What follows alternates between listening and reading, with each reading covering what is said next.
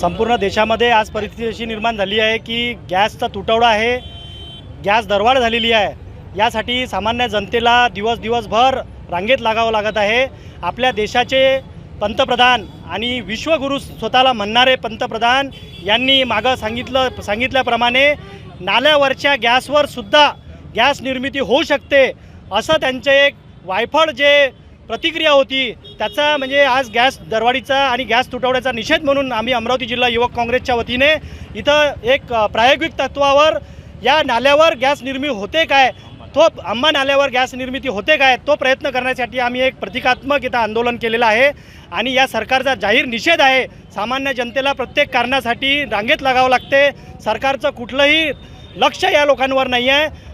भारताच्या नरेंद्र मोदी पंतप्रधानांचा आणि भाजपच्या सरकारचा जाहीर निषेध युवक काँग्रेसच्या वतीने आम्ही निषेध करतो। आपल्याला कल्पना आहे की आज संपूर्ण देशात जी गॅस सिलेंडर टंचाई निर्माण झालेली आहे आणि टंचाई निर्माण झाली तर आहेच, त्याचप्रमाणे जे भाव वाढलेले आहे तर याचा मध्यम वर्गांच्या बजेटवर अत्यंत वाईट परिणाम झालेला आहे।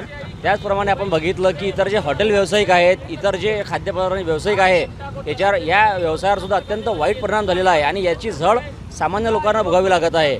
तर याला आमचं म्हणणं आहे की संपूर्णपणे केंद्र सरकारचं नियोजन शून्य कारभार जबाबदार आहे।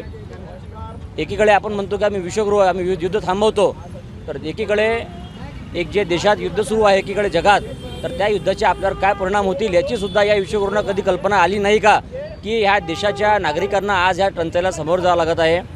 आणि आपण बघितलं की म्हणजे आपले विश्वगुरू म्हणतात की मी नाल्यातून गॅस काढला होता, तर त्याचा प्रतिकात्मक विरोध करण्यासाठी आम्ही आज ह्या आमच्या अंबा मातेच्या साक्षीने आम्ही तो प्रयोग करून बघितला विश्वगुरूंचा, तर हा तपशील फेल आहे। तर विश्वगुरूंनी असे टोटके जनतेला सांगू नये, एक ठोस काहीतरी जनतेला दिलासा द्यावा, शासकीय याचे सिलेंडरचे भाव कमी करावे आणि सगळ्यांना घरगुती असो किंवा व्यावसायिक असो सगळे सिलेंडर स्वस्त दरात उपलब्ध करून द्यावे, हा आहे आमच्या आंदोलनाचा हेतू आहे। मला महाराष्ट्र प्रदेश महासचिव युवक काँग्रेस आज युवक काँग्रेसच्या वतीने तीव्र निषेध व्यक्त करत आम्ही अंबा नाले या ठिकाणी सन्मान्य जिल्हाध्यक्ष राहुलभाऊ येवले, जिल्हा कार्याध्यक्ष अनिकेत भाऊ ढेंगळे यांच्या नेतृत्वात या ठिकाणी आंदोलन करत आहोत।